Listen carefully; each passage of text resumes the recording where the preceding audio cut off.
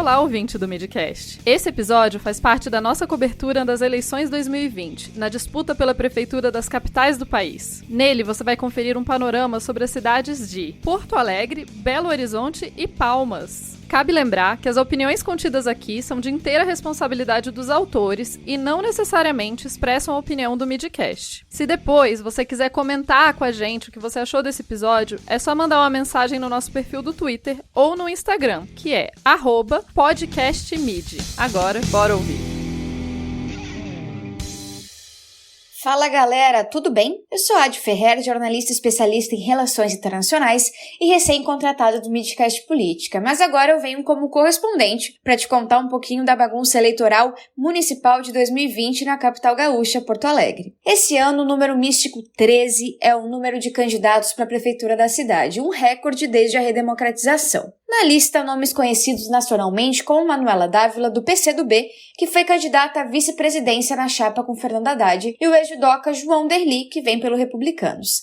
Mas todos, sem exceção, já conhecidos na vida política porto-alegrense. Como é muita gente, nesse boletim eu vou analisar os candidatos que estão à frente nas pesquisas, mas também vou te dar uma pincelada dessa galera que ficou de fora, porque é 2020 e tudo é surpresa. Vamos começar falando um pouco sobre a cidade de Porto Alegre, a maior região metropolitana do sul do país e a quarta mais populosa. São quase 4 milhões de porto-alegrenses. É a terra política de Dilma Rousseff, que apesar de mineira, começou aqui com o PDT. Foi aqui que começaram as jornadas de junho de 2013. Para quem não lembra, as manifestações começaram em janeiro daquele ano, quando as empresas de ônibus da cidade pediram aumento de 15,8% no preço da passagem. O reajuste acabou sendo de 7%, elevando a tarifa para R$ 3,05, que entrou em vigor no dia 25 de março de 2013. Os protestos na capital gaúcha geraram uma onda de revoltas contra aumentos das tarifas do transporte coletivo em outras cidades, até chegarmos em junho com grandes protestos em praticamente todas as capitais brasileiras. Desde a redemocratização,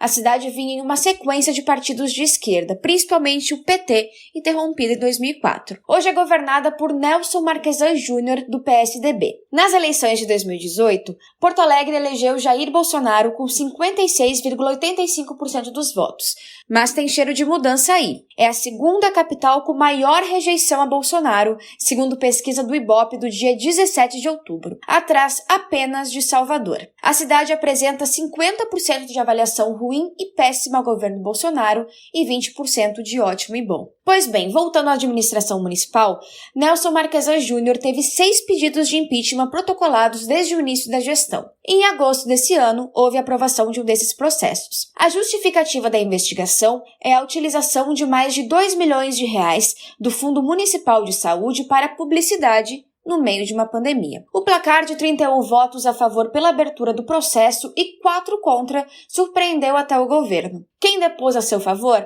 O ex-ministro da Saúde, Luiz Henrique Mandetta, que disse que as peças de publicidade seguiam as diretrizes do Ministério. O desgaste do processo foi sentido nas pesquisas no início da corrida, mas segundo pesquisa Ibope do dia 29 de outubro, aparece em segundo lugar com 14% das intenções de votos. O problema é que o segundo lugar está bem embolado com pessoas do seu próprio lado político. Sebastião Melo, do MDB, também aparece com 14% e José Fortunati, do PTB, logo atrás com 13%. Fortunati já foi vereador, deputado federal, deputado estadual. Em 2010, depois da renúncia de José Fogaça, que foi concorrer ao governo do estado, Fortunati assumiu a prefeitura até o fim do mandato em 2012. Depois, foi reeleito já no primeiro turno das eleições, com Manuela Dávila em segundo lugar. O advogado já teve seus bens pessoais bloqueados em 2018 por nepotismo cruzado, que funcionava mais ou menos assim. A sua esposa foi contratada como assessora de um deputado e a nora e a prima desse deputado foram contratadas por Fortunati, mas o processo ainda corre. Quando Fortunati assumiu em 2013, teve como vice-prefeito justamente o Sebastião Melo, que tem a coligação Estamos Juntos Porto Alegre, formada por MDB, DEM, Cidadania, Solidariedade, PRTB, DC e PTC. Em 2016, Melo já tinha se candidatado a prefeito com apoio de Fortunati e chegou ao segundo turno, mas perdeu para Marquesan. Sua vice, Juliana Brizola, do PDT, que também vem para as eleições desse ano. Juliana é neta do ex-governador dos estados do Rio Grande do Sul e do Rio de Janeiro, e o fundador do PDT, Leonel Brizola. Juliana é advogada e é deputada estadual desde 2011. É a única chapa 100% feminina, com a professora Maria Luísa Luz, do PSB, como candidata a vice. Segundo a pesquisa do Ibope, divulgada no dia 29, ela tem 4% das intenções de voto. A crise no governo de Marquesan também incentivou a candidatura de seu vice-prefeito, Gustavo Paim, do PP. Ele aparece com apenas 2% das intenções de voto. Em primeiro lugar nas pesquisas, uma coligação de esquerda que tem incomodado até o Planalto, 2.000 quilômetros de distância. É a Manuela Dávila, do PCdoB, com o vice Miguel Rosseto, do PT, que aparecem com 27%. O filho do presidente, Eduardo Bolsonaro, fez tweet e o próprio Jair dedicou alguns minutinhos de uma de suas lives de quinta-feira para falar sobre a candidata. Abre aspas. Tem que analisar o partido das pessoas. Tem partido que prega ideologia de gênero, liberação da maconha, um montão de besteiras. Fecha aspas. E disse que votar na Manuela é o fim da picada. Coisas da democracia. Para falar dos outros candidatos, a gente precisa viajar até o fatídico primeiro debate na TV, na Band, no dia 1º de outubro. 10 dos candidatos se reuniram para debater. Dali, coisas muito malucas saíram, principalmente do candidato Rodrigo Maroni, do PROS. Ele tentou causar uma saia justa à ex-namorada Manuela Dávila, falando sobre intimidades e uma possível traição. Coisas da democracia de novo, né? E fez a pergunta mais difícil dos debates políticos da história ao candidato João Derli. Abre aspas. João, fala sobre o que tu quiser. Daí ele aparece com 1% das intenções de voto na mesma pesquisa do Ibope. Já João Derli, que no debate acabou falando muito sem graça sobre a sua história política, aparece com 3% das intenções de voto. Derli é bicampeão mundial de judô e é secretário de Esporte e Lazer do Rio Grande do Sul. Ele entrou na vida política pelo PCdoB, junto com Manuela Dávila. E agora vem pelo mesmo partido dos irmãos Carlos e Flávio Bolsonaro, o Republicanos, para disputar a eleição em Porto Alegre. João Derli está empatado com Fernanda Melchiona, que hoje é deputada federal pelo PSOL, com 3% das intenções de voto. O bolsonarista Walter Naugenstein, do PSD, presidente da Câmara Municipal, vem logo atrás com 2% das intenções, empatado com Gustavo Paim.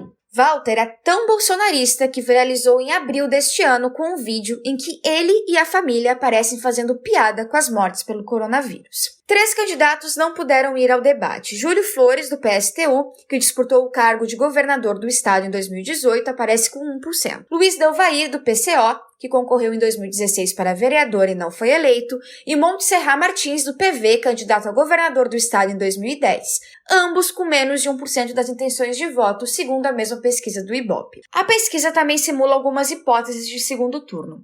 Manuela Dávila ganharia de 41% a 40%, contra José Fortunati, 43% a 40% contra Sebastião Melo e 45% a 37% contra o atual prefeito Nelson Marquesan Júnior. Porto Alegre bateu um recorde histórico de candidatos a prefeito e ainda não se pode bater o martelo em quem deve ir para o segundo turno com a favorita Manuela Dávila. Pela primeira vez, o PT não lançou candidato, o que pode explicar a força de Manuela, apesar de outras candidaturas à esquerda. A voz mais forte do bolsonarismo na cidade é de Marquesan, que aparece em segundo lugar, com desgaste até mesmo dentro de sua própria coligação. Há também uma disputa de votos com os bolsonaristas Paim e Naugenstein. Assim, o caminho mais à esquerda e longe do bolsonarismo parece estar sendo trilhado aqui em Porto Alegre. E talvez tenhamos a primeira prefeita mulher, mas de novo, 2020 tudo pode acontecer. A pesquisa utilizada nesse boletim tem 3 pontos percentuais de margem de erro para mais ou para menos e nível de confiança de 95%. Foram entrevistadas 805 pessoas presencialmente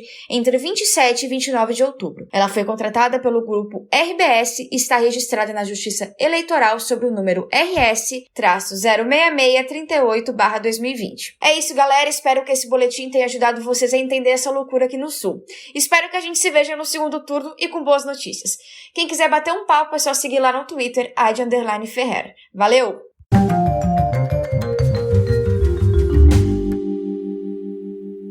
Olá, meu nome é Thiago Coati e eu sou um cientista político e divulgador científico no Larvas Incendiadas, um podcast sobre estudos de gênero e sexualidade. Eu sou mineiro de Belo Horizonte, como meu sotaque já deve ter entregado, e é sobre essa cidade que eu vim aqui falar com vocês. Belo Horizonte, para mim, é uma das cidades que mais abraça as contradições. Se é verdade que a cidade e o estado sempre foram bastante conservadores, tanto no aspecto moral quanto político, a cidade também foi e é palco de experiências culturais e políticas progressistas interessantíssimas. Desde o movimento Quem Ama Não Mata, o orçamento participativo, os carnavais de luta, até a experiência recente da Gabinetona. PT e PSDB sempre foram duas forças políticas no estado e na cidade, se alternando no poder municipal e estadual. E entre 1993 a 2008, o PT participou, direta ou indiretamente, de todas as gestões municipais. A gestão Patrus Ananias, por exemplo,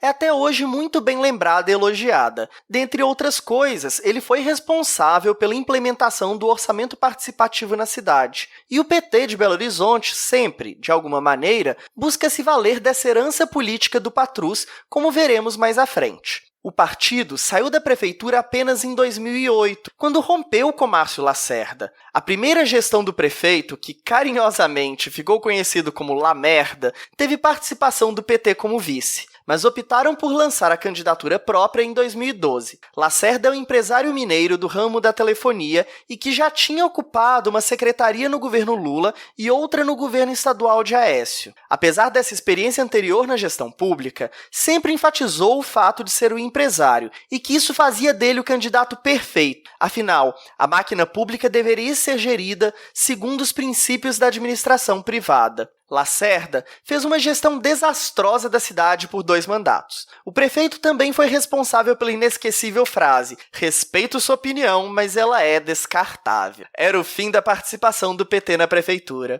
Mas em 2015, Pimentel ainda seria eleito para governador, substituindo Antônio Anastasia, do PSDB. Pimentel deixou o cargo de prefeito de Belo Horizonte com aprovação de 90% da população, o que gerou boas expectativas para sua atuação no governo estadual. No entanto, sua gestão decepcionou, seja por uma suspeita continuidade de algumas políticas e forma de gestão do governo Tucano, seja por não ter conseguido lidar com as crises financeiras e políticas que marcaram o período histórico. Pimentel não se reelegeu para o segundo mandato, passando o cargo para Romeu Zema, do Novo, que surfou na onda bolsonarista. De maneira surpreendente, não prevista pelas pesquisas eleitorais, ganhou de lavada, conquistando quase 72% dos votos no segundo turno. Na mesma eleição, Bolsonaro também foi o candidato mais votado pelos belo-horizontinos para a presidência, conquistando 65% dos votos válidos na cidade no segundo turno. O atual prefeito da cidade é Alexandre Calil, do PHS. Um empresário do ramo das construções, mas que se tornou famoso mesmo como dirigente esportivo do Clube Atlético Mineiro. E nunca entendi direito metade dos cargos que o Calil ocupou no clube. Mas ele transita pela alta hierarquia do clube desde pelo menos 1984. Seguindo os caminhos de seu pai, chegou a ser presidente do clube. Calil foi eleito numa disputa bastante acirrada contra João Leite, do PSDB. Assim como Márcio Lacerda, acionou o discurso de ser empresário, além de dizer ter experiência de gestão no clube, enquanto acusava João Leite de falta de experiência e de corrupção. Com um estilo direto, sincero e até um pouco grosseiro, sua campanha foi marcada por frases como "chega de político" e "sou contra tudo que está aí". Não prometeu grandes obras e por diversas vezes repetiu: "nós temos que fazer funcionar melhor o que já temos e botar para frente o que não foi feito". No segundo turno, representou o voto útil da esquerda, que preferiu apostar num candidato recém-filiado ao partido de aluguel PHS do que confiar no Tucano. A gestão Calil surpreendeu positivamente direita e esquerda. De maneira bastante hábil, o prefeito preencheu seu secretariado com representantes de praticamente todo o espectro político. Além disso, teve uma atuação bastante ágil e fundamentada na ciência em relação à pandemia do coronavírus, sendo uma das primeiras capitais a fechar e estabelecer regras organizando a quarentena. Foi também um dos prefeitos que mais resistiu a reabrir, mas como quase todos, foi progressivamente cedendo. A boa avaliação tem se refletido nas intenções de voto nesta eleição. Calil é o favorito, e há grandes chances de que seja reeleito ainda no primeiro turno, agora pelo PSD e não mais o PHS. Todas as pesquisas eleitorais mostram Calil com mais de 50% das intenções de voto desde o início da campanha, e o candidato ainda vem crescendo nas últimas semanas. A última pesquisa do Datafolha divulgada no dia 5 de novembro, aponta Calil com 65% das intenções de voto. Não só Calil tem a maior intenção de votos, como a menor taxa de rejeição, apenas 12% na última pesquisa. Aqui acho importante fazer um parêntese metodológico. As pesquisas que vou mencionar aqui para você são todas do Datafolha. Escolhi esse instituto porque ele é razoavelmente confiável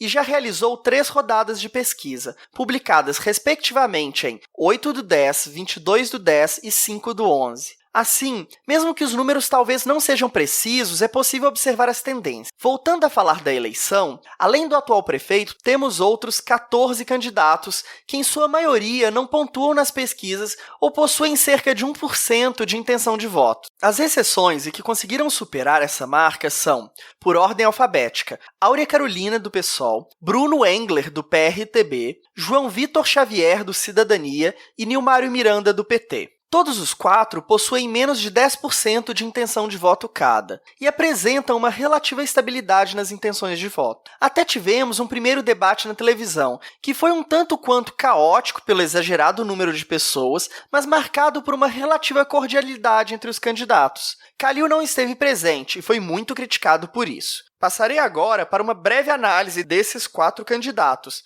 ainda seguindo a ordem alfabética. Áurea é atualmente deputada federal pelo PSOL. É uma mulher negra, cientista social de formação e com longa trajetória de atuação política na cidade. Iniciou seu ativismo no movimento hip-hop e no movimento de juventude. Foi muito próxima do PT durante grande parte da sua vida, chegando inclusive a ser subsecretária de Política para as Mulheres do governo Pimentel. No entanto, logo no início do mandato, pediu exoneração do cargo e rompeu com o PT por discordâncias com a maneira como Pimentel conduzia o governo. Em 2016, Áurea se elegeu como a pessoa mais bem votada da história de Belo Horizonte. Cida Falabella, sua companheira de partido, também foi eleita. As duas derrubaram as separações entre seus gabinetes e criaram o que ficou conhecido como Gabinetona, uma experiência inovadora de mandato coletivo aberto e popular. Em 2018, Áurea se elegeu para deputada federal. Por ser uma figura muito querida na cidade,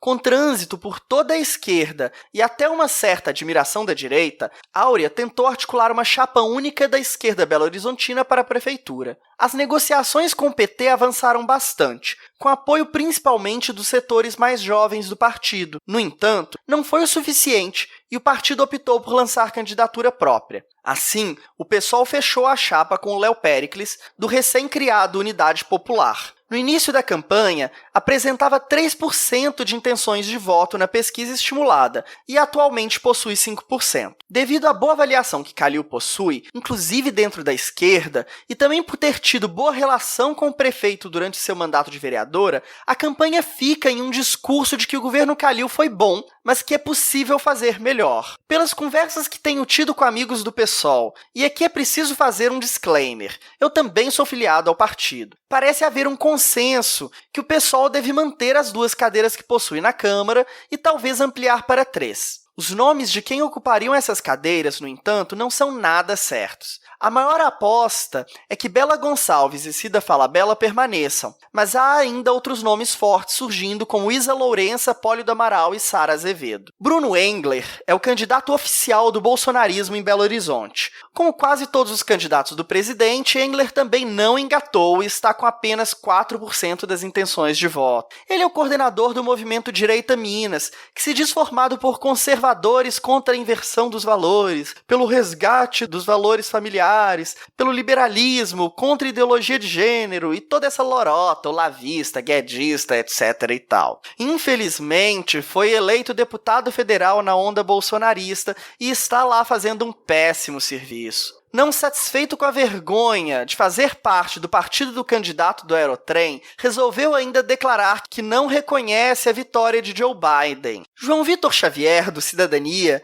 é provavelmente quem ficará na segunda posição dessa eleição, mantendo 7% das intenções de voto nas 2 últimas pesquisas. Seu vice é do DEM e a chapa possui coligação com PTB, Podemos, PSC, PL, PSB e PSL. O candidato já é bem conhecido na cidade por seu trabalho trabalho na Rádio Itatiaia, atuando principalmente no programa esportivo Bastidores. É também deputado estadual desde 2010. Já foi filiado ao PRB, passou 6 anos no PSDB e migrou para o Cidadania para se candidatar. Sua campanha é marcada por elogios ao governador Zema e seu estilo de governar. Diz que quer boas relações com o governador e também o presidente Bolsonaro. Além disso, tem construído uma narrativa de oposição forte ao prefeito Calil, afirmando que esse teria sido autoritário na maneira como conduziu o enfrentamento à pandemia. Assim, apesar de se encontrar numa direita mais moderada que Bruno Engler, ainda adere a uma série de pautas do discurso liberal, cristão, conservador e também tem conquistado o apoio de bolsonaristas. Talvez por isso, sua candidatura também tenha uma taxa alta de rejeição. Segundo a última pesquisa do Datafolha, 25% das pessoas entrevistadas afirmaram que não votariam de jeito nenhum em João Vitor Xavier, segunda maior rejeição entre os candidatos. Por fim, tanto na ordem alfabética quanto nas intenções de voto, vem Nilmário Miranda, do PT. Acredito que o Nilmário não precise de muitas apresentações. É uma figura de destaque na política brasileira há décadas. Lutou contra a ditadura, foi preso político, deputado federal, ministro dos Direitos Humanos do governo Lula e ainda ocupou diversos outros cargos. Apesar de ser uma figura bastante querida na cidade, com muito trânsito na esquerda e nos movimentos sociais, a escolha de seu nome para candidato do PT surpreendeu muitas pessoas negativamente. Ele não é visto como uma pessoa que consegue unir o partido, que se encontra bastante rachado, muito menos capaz de mobilizar os corações e mentes da cidade. O antipetismo da direita já seria o suficiente para produzir uma grande rejeição ao candidato, mas mesmo a esquerda o rejeita por o ver como um sinal de um partido que se recusa a se arejar. Para tentar contrabalançar essa tendência, o partido optou por Luana de Souza como vice. Luana é uma jovem negra e feminista, com ligações com o movimento estudantil e a Secretaria de Juventudes do PT. Mas, infelizmente, é uma pessoa pouco conhecida e a estratégia não colou. Dessa maneira, Nilmário possui apenas 2% de intenção de voto na estimulada, estáveis desde a primeira pesquisa. É também o mais rejeitado dos candidatos, 30% de rejeição, segundo os dados mais atuais. Em seu discurso de campanha, Nilmário tenta mobilizar as heranças positivas das gestões passadas do PT, como o orçamento participativo, mas talvez essa lembrança já não mobilize mais a cidade. Além disso, não oferece algo muito novo. Pelas conversas de bastidores que tive com alguns amigos do PT, me parece claro um sentimento de medo que a bancada do partido encolhe ainda mais nessa eleição, passando de 2 para apenas uma cadeira. A maior aposta é que Pedro Patrus se reeleja, mas nem isso está garantido. Outros nomes fortes do partido são o Arnaldo Godoy, que atualmente é vereador, a Neila Batista e a Sônia Lansky. Acho que a emoção que não teremos na eleição para prefeito vai ficar reservada para a composição da Câmara. É torcer para a esquerda manter ou ampliar o pequeno número de cadeiras que possui. A bancada evangélica tem se fortalecido bastante nos últimos tempos e tudo indica que há chances de crescer ainda mais. Bem, eu acho que é isso e eu vou ficando por aqui. Eu estou no Twitter como @Coat. Coat é COACCI, mas eu vou ficar muito mais feliz se vocês seguirem o meu podcast no @Incendiadas. Muito obrigado pelo espaço e até mais!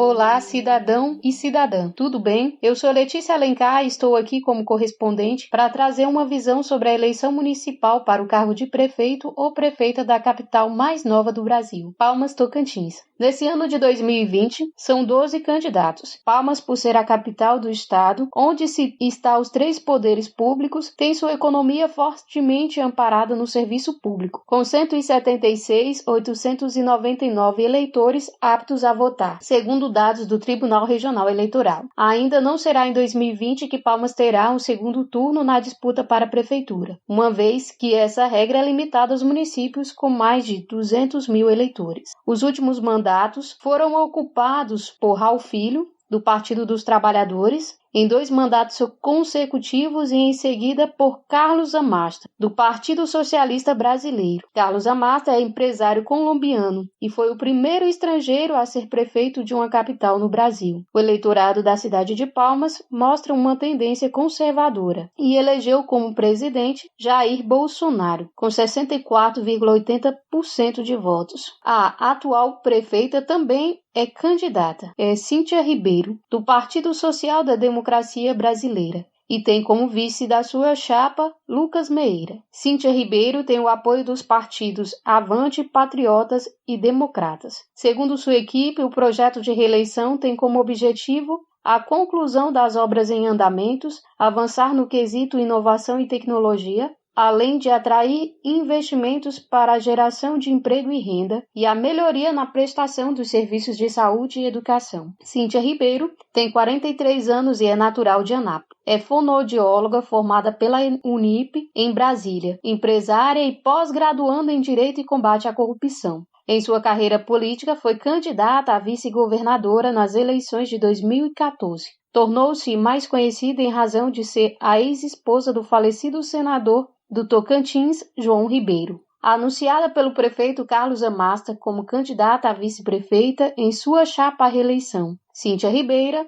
foi eleita para o cargo em outubro de 2016. Ela assumiu a prefeitura de Palmas em abril de 2018, após a renúncia do titular do cargo, Carlos Amasta, ganhando a prefeitura de presente. O plano de governo da atual prefeita de Palmas é baseado em 3 eixos: humanização, cidadania, dinamismo econômico e a fluidez urbana e, por fim, governança institucional e execuibilidade. A atual prefeita afirma que é preciso recuperar os setores afetados pela pandemia e construir uma cidade mais acessível a todos, com serviços públicos de qualidade, e que é preciso sintonizar as políticas públicas aos anseios sociais e administrar a cidade como uma dona de casa administra sua casa, gastando aquilo que se arrecada, preocupada com todos e com um olhar no futuro. A prefeita está sendo muito criticada em razão das medidas de fechamento prematura das atividades econômicas, sem ter feito investimentos na área da saúde nesse período de pandemia, havendo conversas de que havia influência de João Dória na tomada de decisão da prefeita. Embora haja uma grande parcela descontente com a gestão da prefeita, principalmente os empresários, ela é a candidata mais forte na disputa à Prefeitura de Palmas. Conta com o apoio dos servidores públicos municipais, a qual regularizou as situações das progressões em atraso. O próximo candidato é Alain Barbiero, do Podemos. Alain Barbiero é engenheiro agrônomo, professor, empresário, ex-deputado estadual e ex-reitor da Universidade Federal do Tocantins. Em 2003, ele tomou posse como o primeiro reitor da UFT. Em 2012, foi candidato a vice-prefeito nas eleições, mas não venceu. Em 2013, Barbiero foi convidado para assumir a Secretaria Estadual do Meio Ambiente e Desenvolvimento Sustentável. E em 2014, lançou sua candidatura a deputado estadual pelo PSB e alcançou a primeira suplência. Em 2015, assumiu a Secretaria Municipal de Planejamento e Gestão de Palmas. E em 2017, assumiu o cargo de deputado estadual. Esta é a primeira vez que ele disputa as eleições para o cargo de prefeito de Palmas. O plano de governo da chapa foi apresentado por meio de uma carta de compromisso. O objetivo central é recuperar a vida social e econômica de Palmas. A chapa defende como valores a participação, transparência, ética e equidade. O projeto apresentado tem 5 pilares: Palmas empreendedora e inclusiva, capital humana e solidária, cidade inteligente e eficiente, Palmas sustentável e, por fim, projetos estruturantes. O candidato propõe um modelo para administrar a cidade que será pautado em uma gestão que atue para o surgimento de oportunidades. O próximo candidato é Barisson, dos Republicanos. O candidato a vice-prefeito da chapa de Barisson é o Tenente Gilberto, do PRTB, que é membro das Forças Armadas. Barisson diz que vai fomentar e investir na geração de emprego e renda, fortalecendo a atividade agrícola. Outra bandeira de campanha será a atenção à família com foco na saúde da mulher, além da implantação de um polo tecnológico com a atração de startups e empreendedores nas áreas de tecnologia. Gil Barisson tem 59 anos e é natural de São Paulo. É casado e tem 4 filhos. Cirurgião dentista por formação, é também empresário pioneiro na capital. Atua no ramo imobiliário, é idealizador e proprietário de condomínios na capital e de empresas no ramo de alimentação. Esta é a primeira vez que ele disputa um cargo político. O plano de governo do candidato é baseado em 5 pilares: Palmas, cidade de oportunidades,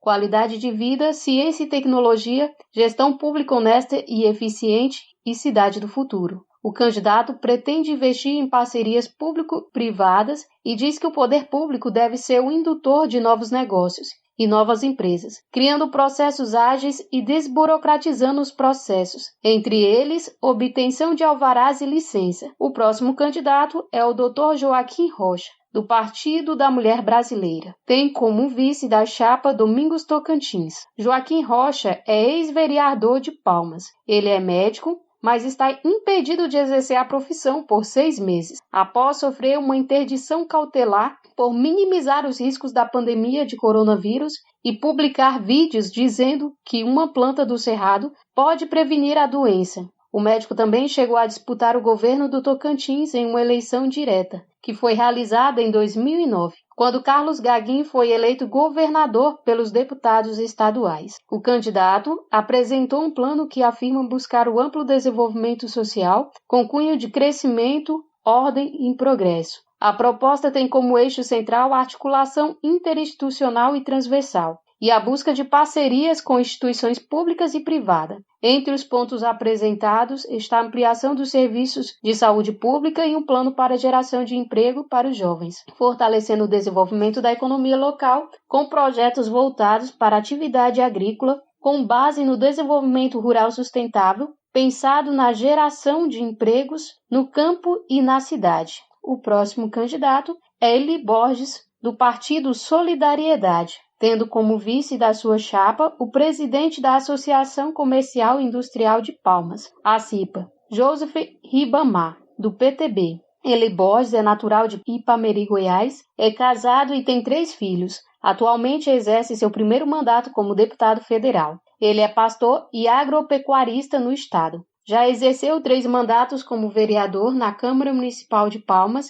e 4 como deputado estadual na Assembleia Legislativa do Tocantins. O plano de governo apresentado pelo candidato visa traduzir o anseio de uma gestão comprometida com a população palmense, baseada no respeito aos valores da família, honestidade e na seriedade no trato da coisa pública. O candidato propõe o desenvolvimento a partir dos fortalecimentos dos setores produtivos e com uma visão no desenvolvimento tecnológico. As ideias têm como eixo central a articulação descentralizada interinstitucional, de forma que a gestão municipal passe a exercitar a máxima da responsabilidade, honestidade e respeito com o povo e com o social. O próximo candidato é Marcelo Leles, do Partido Verde. Tem como vice o vereador Milton Neres. Leles afirma que andará ao lado da classe empresarial. O projeto de governo estará voltado para a geração de renda para o município, deixar de depender do serviço público, além de investir nas vocações da cidade que, segundo ele, estão nas áreas da educação, saúde e turismo. Leles começou sua trajetória política como vereador de Palmas, foi deputado estadual e candidato à prefeitura por 2 vezes, mas ficou em segundo lugar. Ele também foi condenado por abuso de poder econômico na última disputa pelo município e ficou inelegível por 8 anos. É esposo da deputada estadual Cláudia Leles. No seu plano de governo, traz como premissa o diálogo, a inovação e a otimização. O candidato propõe implementar recursos técnicos e tecnológicos e promover um envolvimento coletivo em todos os setores. Propõe um modelo pensado para durante e pós-pandemia, afirmando que é preciso manter o que funciona bem, aprimorar o que pode ser melhorado e não gastar recursos públicos com o que não funciona. A administração deverá ser baseada em um modelo de governança onde o diálogo seja ferramenta de otimização de tempo e recursos. O próximo candidato é Max Dornelles, do Partido Trabalhista Cristão. Tem como vice da chapa Jaci Vieira. Esta é a primeira disputa política de Max Dornelles, que atualmente também é o presidente do PTC. O partido terá uma chapa pura com 13 candidatos concorrendo aos cargos de vereador. É natural da Paraíba. O empresário Marcos Dornelles tem 35 anos. Ele é casado com a engenheira ambiental Melina Leal e pai de 3 filhos. No seu plano de governo, propõe oferecer serviços de melhor qualidade, com planejamento, gestão profissional eficiente e a colaboração de todos. O seu plano estabelece 7 prioridades: estabelecer políticas para as demandas sociais, de meio ambiente, garantir a empregabilidade e o desenvolvimento das empresas, implantar política de desenvolvimento humano e social para gerar emprego e renda de modo sustentável,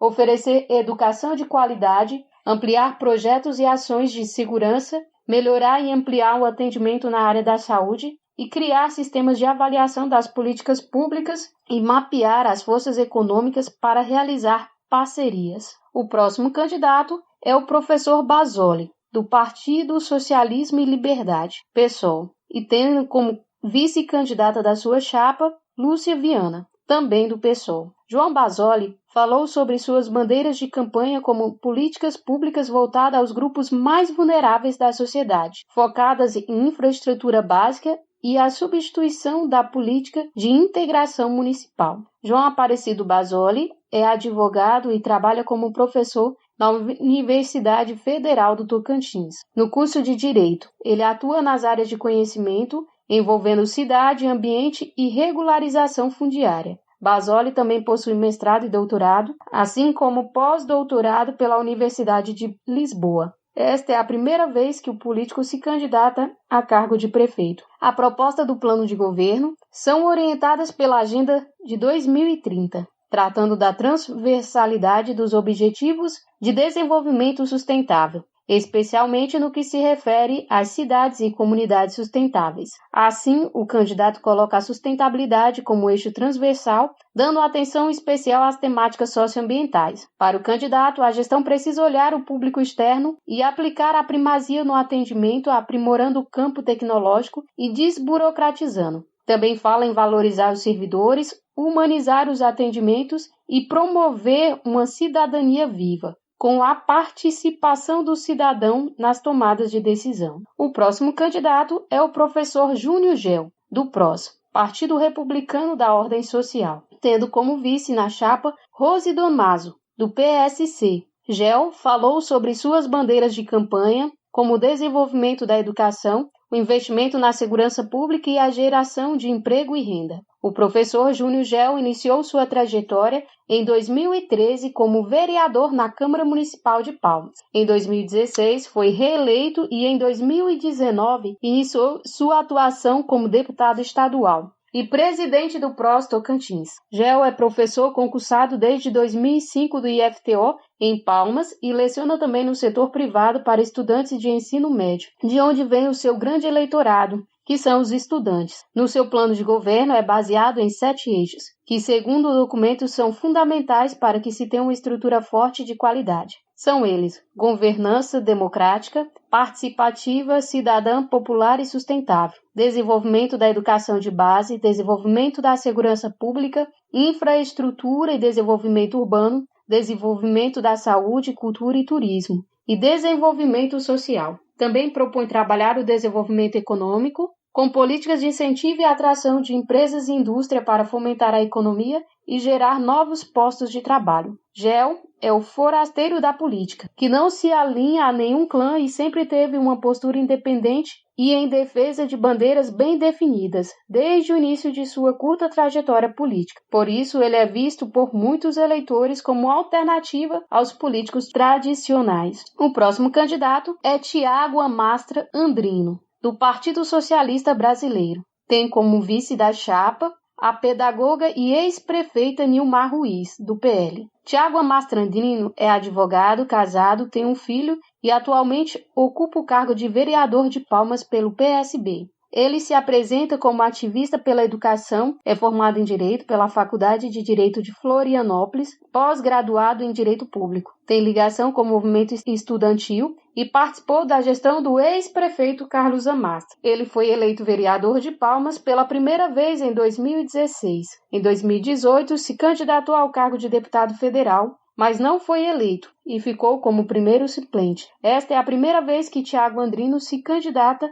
a cargo de prefeito. E é o candidato que o ex-prefeito Carlos Amasta apoia. Tem no seu plano de governo como objetivo implementar um conjunto de políticas públicas sociais que resultem na melhoria da qualidade de vida da população, pautar as ações no princípio da legalidade, impessoalidade, moralidade, publicidade e eficiência, promover as ações que consolidem Palmas como referência nacional em saúde e na educação fundamental, resgatar, cultivar e ampliar a boa qualidade de vida, promover o desenvolvimento econômico com competitividade, empreendedorismo, ampliação de investimentos e geração de emprego e renda, compatível com a sua sustentabilidade ambiental. A próxima candidata é Wanda Monteiro, do Partido Social Liberal, tendo como vice-candidato Gesso Alves, do PSL. A candidata atualmente é deputada estadual e comentou algumas de suas prioridades para o município. Alavancar o desenvolvimento desta cidade, trazer dignidade para o povo que está abandonado. Chega de vaidade, Palmas necessita de um hospital municipal, de habitação e políticas públicas efetivas. Sou a Wanda do povo e para o povo vou trabalhar. Wandelúcia Monteiro de Castro Reis é mais conhecida como Wanda Monteira. Tem 38 anos, foi vereadora e é deputada estadual de primeiro mandato. Bacharel em Direito, nasceu em Miranorte. Atuou no Sim Estadual, foi diretora na Escola de Gestão Municipal e desenvolveu o Programa de Modernização da Gestão Escolar. Participou do processo de implantação do Resolve Palmas Municipal, unificando diversos setores dos serviços públicos. Dentre as bandeiras de campanha estão a criação do Bolsa Alimentação, um programa emergencial de transferência de renda, além de eixos de atuação nas áreas de educação, saúde, mulher, meio ambiente, segurança, esporte e lazer. O plano da candidata é baseado em 12 eixos. São eles: saúde acolhedora, emprego, renda e desenvolvimento econômico sustentável, segurança pública, educação conectada e de qualidade, desenvolvimento social, habitação, infraestrutura e mobilidade urbana, esporte, lazer e diversidade cultural, meio ambiente equilibrado e desenvolvimento rural, juventude para o futuro, modernização da administração, mulher, proteção e igualdade e Palmas para o turismo. Em relação à administração, pretende ampliar a capacidade de captação de recursos e fomentar parcerias com o setor privado e o terceiro setor. O próximo candidato é o Vilela, do PT, do Partido dos Trabalhadores, tendo como candidata a vice-assistente social Nayara, do Partido dos Trabalhadores. João Helder Vilela é empresário e pioneiro de Palmas, nascido em outubro de 1958, na cidade de Boa Esperança, Minas Gerais. Ele chegou ao Tocantins em 1989. Em Palmas, Vilela construiu família, casou e teve filhos. O político se tornou empreendedor no ramo imobiliário e do comércio varejista de petróleo. Vilela, do PT, já foi candidato a deputado federal em 2018 e em 2019 foi eleito presidente metropolitano do Partido dos Trabalhadores no Tocantins. Esta é a primeira vez que o político disputa o cargo de prefeito da capital. O partido estabeleceu como um plano de governo com base em 5 eixos articulados: desenvolvimento local sustentável, participação popular e cidadã e controle social, políticas sociais e a realização de direitos, gestão ética, democrática e eficiente, desenvolvimento urbano e rural e direito à cidade. O texto prioriza estratégias que tragam mais qualidade de vida às pessoas e afirma que os investimentos públicos devem ser direcionados para alcançar melhores níveis de desenvolvimento humano. Entre as diretrizes também está o respeito à diversidade, redução da desigualdade, sustentabilidade e a preservação no meio ambiente. Então, esses são os 12 candidatos a prefeito. E na pesquisa do Ibope divulgado pela TV Anhanguera, aponta na intenção de votos como a mais bem votada Cíntia Ribeiro, seguida do professor Júnior Gel, Eli Borges, Wanda Monteiro, Tiago Amastandrino, Marcelo Leles, Barisson Vilela, do PT, Alain Barbiero, professor Basoli, Dr. Joaquim Rocha e Max Donelles. Então, nas pesquisas, a atual e candidata a prefeita aparece em primeiro lugar. Então, o que percebemos dessas eleições, mesmo nesse momento de pandemia e todas as restrições, é o esforço dos candidatos em chegar e convencer o eleitor que é o melhor candidato. A maioria já tem trajetória política, todavia aparecem novos candidatos, abrindo-se o leque de opções e possibilidades de escolha do eleitor. No entanto, observa o peso de quem está com a máquina pública nas mãos, que a coloca em vantagem aos demais candidatos com a velha prática de ações eleitoreiras, realização de obras durante a campanha, dando visibilidade à gestão e concessão de direitos aos servidores, entre outras ações. Os demais candidatos não dispõem de recursos suficientes para emplacar suas campanhas, e a grande quantidade de candidatos dividiu os eleitores, dando fôlego para a atual prefeita conquistar a eleição. Essa é uma breve visão sobre as eleições para a Prefeitura de Palmas. Agradeço a oportunidade. E se desejar entrar em contato comigo, meu Instagram é ictelamil, Letícia Lima ao contrário. Um forte abraço a todos e boas eleições!